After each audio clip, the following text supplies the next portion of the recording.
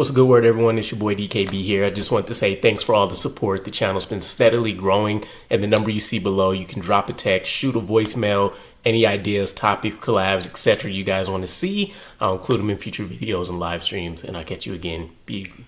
What's a good word, Jets fans? It's your boy DKB here, and when it relates to the draft conversation for us, pick number 7. What route are we going to go? Every time that we've had a defensive head coach, it seems like the natural reaction is to skew things to the offense, and it feels like that's going to happen again. We have a number 2 opening. We even have a number 3 opening, depending on how comfortable you feel with needing depth. We even have a number 4 opening, right?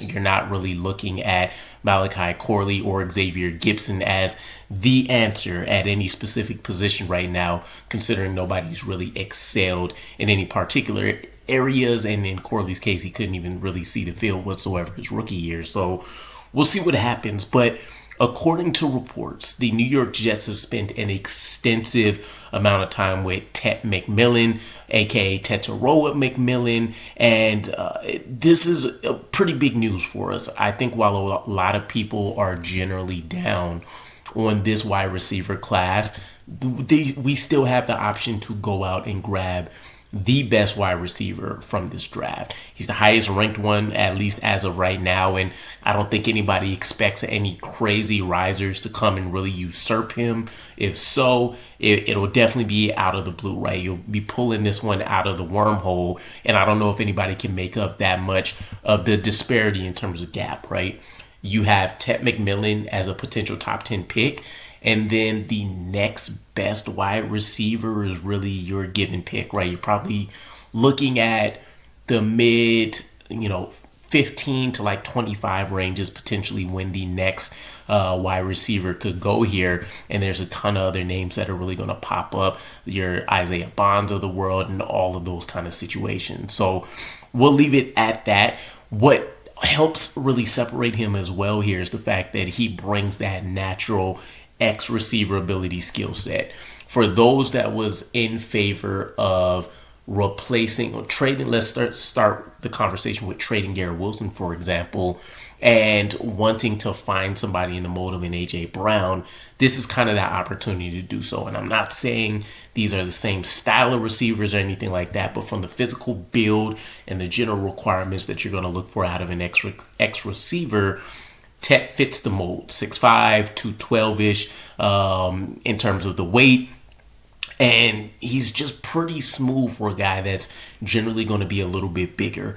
I've seen a couple of comparisons as it relates to the prior draft, and many people actually seem to favor him maybe a little bit better than what people favored Rome Odunze from last year. So I find it intriguing that somehow we're down on him, but yet he would be a wide receiver 3 caliber player, at least according to the last draft. And many people thought that one was really kind of a historic one, right? Or maybe Rome Odunze went 4th, but I feel like he went 3rd. Nonetheless, you guys kind of get the sentiment here for that.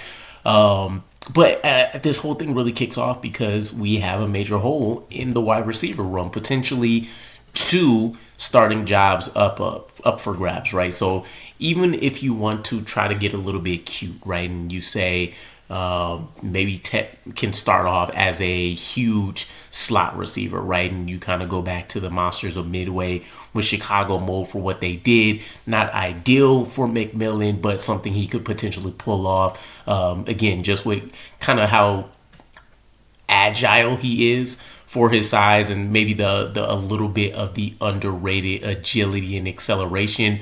But ultimately, you look at him, you look at the tape loosely. Again, I haven't dived into many of these prospects at all, but you look at him as that guy that's going to win at the catch point. He's going to make sure he can catch all of those 50-50 balls if possible for you, but leverage, catch radius, 50-50 balls. Those are going to be the 3 things that you look at.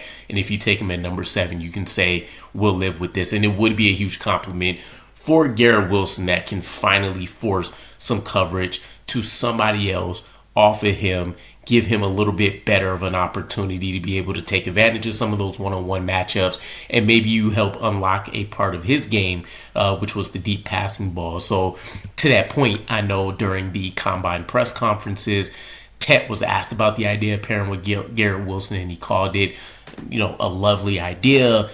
All of the natural things you would hear, great receiver, would love to be able to go there, not only work with him, but learn from him, etc., etc. So it would just be the on par move for the New York Jets if Tet ends up being drafted at number 7.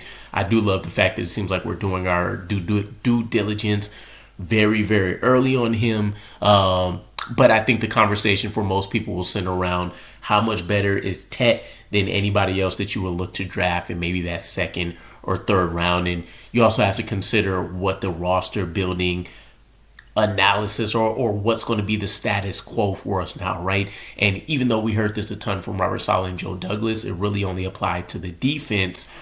We might end up building this thing inside out, which means the defensive line is going to take, umbrage here, priority, and then you'll start looking at maybe tight end next, then wide receiver, and then you're looking at, cornerback, or maybe one of those replaces the other, and then you start looking at, safety, running back, etc., etc. So I'll be curious to see how this pans out, but let me know what you guys think.